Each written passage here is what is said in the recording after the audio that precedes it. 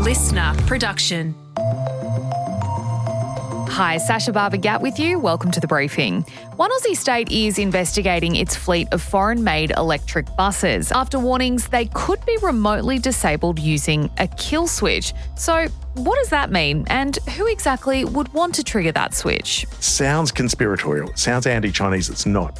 But it is saying that the Chinese government doesn't have our interests at heart. And that's the key, because it doesn't. It has its own interests at heart. That deep dive into just how susceptible your car might be to hijacking and surveillance is coming up in the second half of this episode. First, time for the headlines with Chris Spyrou on Thursday, the 22nd of January. Hey Sash, serious questions are being asked about the future of the coalition after the Nationals quit the shadow cabinet in a mass walkout. The rural party's leader, David Littleproud, along with all of his front bench colleagues, handing in their resignations after an emergency meeting last night. This all comes after opposition leader Susan Lee accepted the resignations of Senators Bridget McKenzie, Ross Cadell and Susan McDonald after the trio split with the Liberals to cross the floor and vote against new hate speech laws. So to explain why those three resigned, the coalition has a principle of cabinet solidarity. So that means that all members of the front bench must publicly support cabinet decisions, even if it conflicts with their own personal stance on an issue. So that principle applies across national and Liberal lines. Lee accepted the three senators' resignations on the basis of this principle. But this then triggered the walkout of 8 Nationals shadow ministers, including the party's leader, David Littleproud. Yeah, so the Liberal leader, who only narrowly held on to power after the last coalition split back in May last year, has urged the Nationals not to walk away, labelling the move unnecessary. She says she won't make any permanent changes to the front bench at this time, giving the Nats time to reconsider their position. It's really interesting that we're watching this happen, Sash. It's about 8 months since the last split. And I mean, Susan Lee at the time when we got them coming back together, it was the breakup and then the makeup, she was pretty firm on this idea that, you know, if you are going to be part of the shadow cabinet, you really need to be faithful to this idea and to this principle. And that's why we saw someone like Andrew Hastie take a back seat and join the backbench. And I guess the question is then, well, what happens next? Are we going to just see the same thing? Are they going to break up and they're going to make up? I don't have a crystal ball. I can't tell you the exact answer, but undoubtedly Lee's leadership is going to once again come under intense scrutiny. And that's especially if the Nationals decide to formally split from the Libs again. Now, I mean, it could mark the end of the alliance between the two parties. I mean, that'd be a very big thing to happen. But I mean, this is the second time, as you said, in 8 months that we've seen this formal split. And I mean, One Nation also sits on the horizon. We know that they're polling better and that Liberal voters are walking away. Liberal and National voters are walking away from those parties and going to One Nation. Barnaby Joyce apparently did say that his former colleagues are welcome to join him in his new party. I was watching an interview with Pauline Hanson on Sky News, though, and she said, I won't be offering them anything, though. So we'll see what happens next. But yeah, no crystal ball here, so we'll just have to strap in and wait and see. Changing pace now, and we're being encouraged to pause today to reflect on the victims and heroes of the Bondi terror attack as Australia marks a National Day of Mourning. 15 people were killed last month when 2 alleged gunmen opened fire on a Jewish festival at Bondi Beach. Flags will be flown at half-mast on all Commonwealth and New South Wales government buildings today. There'll be a memorial service tonight at 7 by the Chabad community of Bondi, which will be held at the Opera House and live-streamed, while a minute silence will be held at 7:01 p.m. and observed on the ABC's TV and radio broadcasts. Now, the Prime Minister is asking all Australians to mark the minute's silence tonight, and you can also sign the condolence book on the New South Wales Government's website. There are also opportunities for every Australian to participate by putting a candle in a windowsill or at the front of your house. Yeah, so there are a few other ways we're being encouraged to participate and show our respect today, Chris. And one of those is undertaking a mitzvah. Now, that's a Jewish tradition that involves an act of kindness and compassion. So that could mean checking on an elderly neighbour, donating to charity, doing something for a parent or an older relative who's looked after you in the past, having a meal with friends and family, extending care to animals, or greeting people with a smile today. So Anthony Albanese, Susan Lee and the Premier of New South Wales, Chris Minns, will all be among those to speak at this event tonight, organised by the Chabad community of Bondi. And the guest list will include survivors, families, first responders, community leaders, as well as other government representatives. And we will see some buildings across the country also bathed in light today to reflect our National Day of Mourning. Overseas now and to Switzerland, where Donald Trump, after spending the week dancing around it, has this morning ruled out using force to acquire Greenland. People thought I would use force. I don't have to use force. I don't want to use force. I won't use force. All the United States is asking for is a place called Greenland, where we already had it, as a trustee, but respectfully returned it back to Denmark not long ago after we defeated the Germans, the Japanese, the Italians, and others in World War II. We gave it back to them. We were a powerful force then, but we are a much more powerful force now. That's the US president speaking at the World Economic Forum in Davos there. And something to note there, Sash, is that the US never returned, quote unquote, returned Greenland to Denmark because it never took ownership of the country or the territory.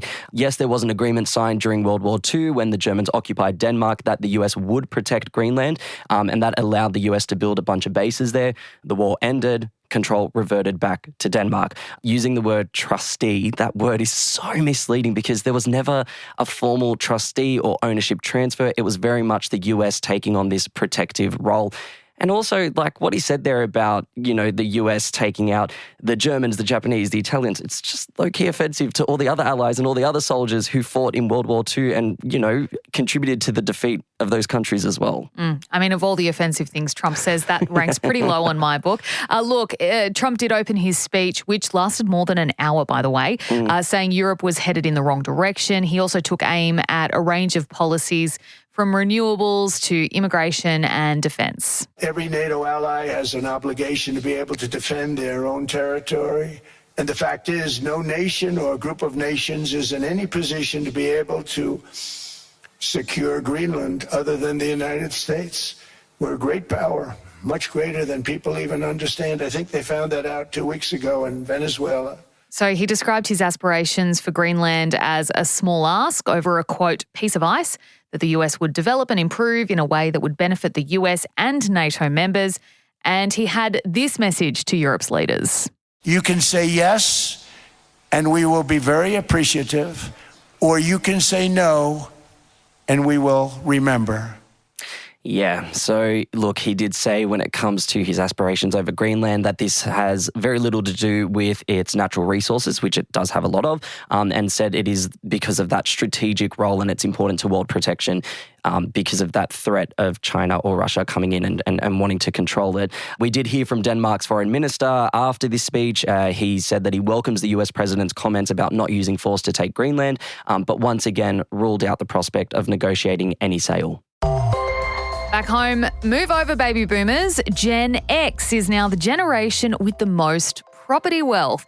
New analysis of Australian Bureau of Statistics and census data by KPMG has found households with those born between 1965 and 1980 average about $1.4 million in wealth from homes and land. Now, that's compared to the average $1.3 million for boomers. It's still a lot, and they are the wealthiest generation overall when you take into account their super and their lack of debt. As for millennials, they're well behind both generations, holding an average of $890,000. So the question, I guess, Ash, is why are we seeing this passing of the baton? Well, boomers are in the phase of downsizing their homes and moving more of their money into cash and retirement accounts. Many are also transferring their wealth to their children or grandchildren. Yeah, and one of the big concerns with this data is this clear disparity in home ownership rates between the generations. So the older generations, the figure sits around 80% of home ownership, but only half of younger cohorts have managed to purchase a property. So the research highlights concern that the remaining 50% risk being left behind if they haven't made it onto the property ladder by their 40s or 50s. And also, obviously, this widening inequity between the generations. So if you do have parents who have property or grandparents who have assets that they can then pass down to you when they die, good for you. Lots of people don't. And then we're going to see that flow-on effect is it's between the haves and have-nots, which unfortunately is just a widening issue in this country. And, to make note, the current median house price nationally is almost $1 million. Yeah. So it's not going away, the housing crisis. And like I said, lots of people do own homes and are, purchasing properties or they're having it passed down to them. Lots of people don't. And those are the ones that are really struggling to get out of this, phase, and they're not able to crack in. So, to see that the baby boomers have passed the baton on to Gen X, now we've got to make fun of Gen X. And after a slow start and a pause in play due to the rain, Alex De Minaur has become the first Aussie through to round 3 of the Australian Open. He'll be working from home again. Medvedevic's business trip is over. Yes, the world number 6 defeated Novak Djokovic prodigy, fellow Serb Hamad Medvedevic last night, and will next face American Frances Tiafoe. But as for our Aussie hopefuls, we did see a bunch crash out of the singles, including Talia Gibson, Storm Hunter, Priscilla Hon, Isla Tomjanovic and Jordan Thompson. We also saw Cruz Hewitt and James Duckworth go out in the doubles. As to the big names, top seeds Arina Sabalenka and Carlos Alcaraz both advanced through yesterday. So did Coco Gauff, Daniil Medvedev and Alexander Zverev. And in action today, we've got defending champs Madison Keys and Yannick Sinner taking to the court. Sinner's taking on Aussie James Duckworth, so that'll be a very interesting match. I mean, good luck to James. Go James. Go Jimmy. I'm not getting my hopes up there. Djokovic and Naomi Osaka will also be playing, as well as a bunch of Aussies, including Rinky Hinjikata, Taylor Preston and my personal favourite, Sasha Barbagat, the special case, Thanasi Kokinakis and Nick Kyrgios. I am so pumped. I'm so over them. Come on now. It's been like 2 years, okay, Like their shtick was fun 2 years ago. Don't get me wrong, I wish them every success, but I mean, go get some success in the singles. Like the doubles. How very dare you. The doubles are nothing. How very dare you. Look, that brings our headlines to a close for today on a terrible note, mind you. Coming up next is my deep dive looking into electric vehicles and why some experts think they're unsafe for us to drive. Stick around, that's coming up for you next.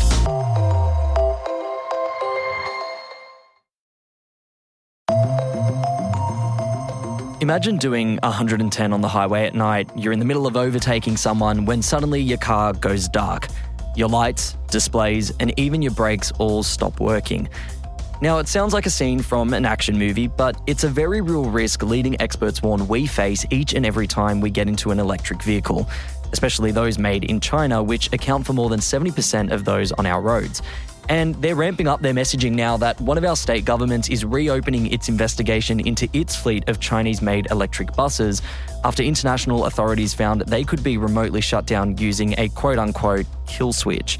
And it's not hackers they're concerned about triggering this switch. Alastair MacGibbon is the Chief Strategy Officer at leading cybersecurity provider CyberCX and is a former advisor of Malcolm Turnbull, among several other roles. And he joins me now. Alastair, welcome to the briefing. The ACT government first looked into its fleet of Yutong electric buses last year, saying at the time it found no security vulnerabilities. Can you talk us through what we know about these 90 or so buses and what's changed since then? Well, we know that they're a Chinese manufactured and controlled electric vehicle. Now, there's a big difference between something that's made in China and controlled by China. And this is where the issue becomes very real. For a modern day connected vehicle to function, to have its features, particularly an electric vehicle, it needs connectivity. It needs software. It's a software-defined machine. And it's the connectivity piece that is the rub here, because it becomes a surveillance issue, microphones and cameras, and it becomes a potential safety issue if that software is designed or instructed to either malfunction, change its functionality, stop, or do something else that's bad. Do you think between the time in which this was cleared by the Transport Authority there in the ACT and now, has anything substantially changed, or did their investigation at the time just miss something? That's a great question. A few things have happened. This is the Norwegians. It's the United Kingdom National Cybersecurity Centre coming out, or at least reported to be coming out, saying this concept of a kill switch, which I'm sure we'll get into. And then if you dig further, a lot of other countries have taken away Chinese manufactured electric vehicles away from government officials and other things for fear of surveillance and potential other harms. Therefore, let's go back to the ACT. They probably did all the prudent things. They can't see any known vulnerabilities in the vehicle. They say the data stored in Australia, terrific, but who has access to that data? Where data is stored is completely irrelevant, and whether it's encrypted or not. It's about who has lawful access to it. And the manufacturer has to, for the purposes of the functioning of the vehicle, and the manufacturer has to update the software of the vehicle for it to function, fix faults, add features. Like our phones, a modern EV is the same. So it's not about hacking. It's about the functionality of the very device. You mentioned something there, the kill switch. That's kind of the one that coming out of the UK and Norway, that's the language that we're hearing, the fact that, these buses can be remotely shut down by someone in China, the manufacturer in China, using this kill switch. Can you explain to us what a kill switch is in this context? Well, firstly, it's a great term. Yeah, it sounds science fiction. I brought a prop along. I'm not sure if you're allowed to bring props to a podcast. It's the Introduction to Connected Vehicles. Yes, it's a few pages, listeners. It's got a bulldog clip on it. Put out by an organisation I used to run, actually, or head, the Australian CyberCX Centre, which is part of the Australian Signals Directorate. Yeah. On page 4 of that document, it's got a picture. And one of the things it has on the right-hand side of basically the types of functionality that these vehicles have, it talks about remote control, stop or start your vehicle. Yeah. Now, there are reasons for that. I had to have an app to start your vehicle and to stop a vehicle. That's really your kill switch, right? It's not a big red button that someone's going to press. It is literally just the functionality of software. I tell you a way to kill a software-defined vehicle, just make the software not work anymore. Then you can't stop or start, brake, turn on your headlights or other such things. So the kill switch is an emotive term used by your colleagues in the media. The reality is it's just, can you stop this thing functioning? And yes, you can when it's a software-defined device. It's not the same as putting a key in and turning it and it being electrical and mechanical. It's electronic. So this is pretty much your on and off button. Yeah. Okay. All right. Well, in that, Look at us. In that sense, I'm a little less stressed about this. Well, you should be less stressed because kill switch is really a cruel and cool sounding name. But you should be not less stressed in the sense that the on and off button's great if you're the one pressing it. Yes. It's not good if someone remotely on the direction of another government is doing it on your behalf. That's where this issue really becomes real. And that is, what if China, because this is about the intent of a state and its ability to direct companies within the curtilage of that state. So in this case, Yutong for the buses, but BYD and Chery and all those other cars. If the state directs it, you'd be a pretty brave person in China to not follow that lawful instruction. You mentioned before we started recording that it wouldn't be the greatest look if the Chinese government were to come and ask Yutong to do these things. But you do mention that we do run the risk and there is a real possibility that one day they could turn to car manufacturers like this and ask them to comply with their directions. When do you think that day will come? Sadly, sooner than we would like. You're right. Firstly, let me just say it makes no economic sense whatsoever for a private company to brick its own products. Ask wasn't the right phrase that you used, by the way. Tell would be a better one. The Chinese Communist Party would tell, and its organs would tell those companies. 100% we should assume surveillance is occurring today. Every microphone, every camera on every Chinese connected vehicle going back to China. There should be no debate on that. This is the world's largest surveillance state. Disavow ourselves of that first. But I just want to finish this point, then we'll get to your question, and that is, what date could it be where the intent switches to destruction? For the first time ever, about a year or so ago, in what's known as Volt Typhoon, if you want to look it up, it was China's state being found inside telecommunications systems, other pieces of critical infrastructure, electricity and the like, with placement not for surveillance, first time ever seen, not for surveillance, but for the purposes of future destruction. The equivalent of placing bombs inside critical infrastructure, definitely in the United States, and the assumption is across the rest of the West, including in Australia. Now, that shows the mind shift of China from surveillance to potential war, to potential catastrophic harm in critical infrastructure. Why would they allow a bus or a car to continue to operate if they're busy shutting down telecommunication systems and electricity generation and transmission? Let's be realistic here. So the day will come, sadly, and we'll realise that we have hundreds of thousands, potentially millions of these connected devices that we rely on daily for our functioning of our society, stopping or harming us. It's one thing to turn a car on and off to trigger this kill switch, quote unquote kill switch. What other ways could a car be weaponized by the Chinese government? Oh, I've mentioned surveillance, right? Again, you mentioned the kill switch, the on-off switch. Yeah, absolutely. But what if you degraded features on it? What if you just said, turn off brakes when you get over a certain speed on this particular date or when you get this particular message?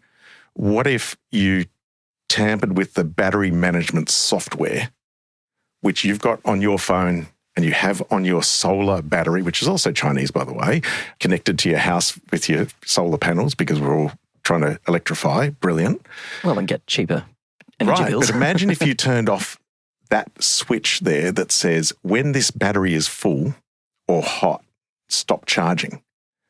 Imagine lithium-ion fires all across the country because these devices are full and continue to charge. I mean, we see what happens when an e-bike catches a light in an apartment. Imagine if that was done at scale. We have the world's largest by geography electricity grid managed by one organisation. Imagine if that was destabilised by China. People think that that can't happen or won't happen, that China won't show that intent. Look around at global politics and ask yourself how sure you are of that situation. With that said, though, what's the solution? If I'm someone listening to this and I drive a BYD, is now the time to be selling my car? Preferably not buy one.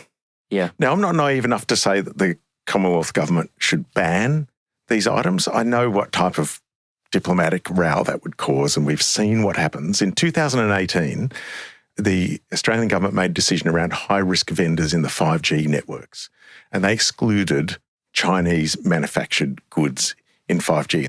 China punished Australia for that decision, and that was a decision made by a cabinet that goes out to a handful of telcos. Now these decisions are made at a consumer level. Now, let me just be clear here. These products work. I'm not saying a BYD car doesn't work or a Yutong bus doesn't work and isn't cheap and doesn't function. They do. This is designed into the functionality of those vehicles, these risks. That's the problem. So we're making our decisions as consumers now on price and functionality. We're not looking at the aggregate national security risk that comes from your individual purchasing decisions when you're at a car shop or an electronics store. And we need to start, just like with our food, to start asking, hey, where's that come from? Do I like the origin of it? Could it harm me, that origin? Could it harm other people the way it's produced? People don't drink coffee that comes from places where we think there's slave labour. We're starting to talk more about where precious metals and diamonds are coming from and blood diamonds and the like. We need to have that same logic when it comes to electronics. Now, that horse is bolted, right? That's the trouble. So individual consumers should make these decisions. I understand the price issue. I'm not naive about the diplomatic issues. What I am saying is this is now a national security issue, and it's not designed or created by governments. I mean, in this case, these buses are purchased by the ACT government, sure. But individually, we're buying hundreds of thousands of these devices, from connected cameras to doorbells to vehicles to solar inverters and the batteries and everything else. And they are all not just made in China, but connected to China. Sounds conspiratorial. It sounds anti-Chinese. It's not. But it is saying that the Chinese government doesn't have our interests at heart. And that's the key, because it doesn't. It has its own interests at heart. Not even necessarily those of its citizens. It has its own interests at heart. If someone's in the market for a new car, and I know that this sounds so silly after that warning, but if someone is in the market for a new car, should they just be steering clear of Chinese manufactured and controlled companies? Certainly the controlled companies. Some I buy goods made in China. Yeah. Of course.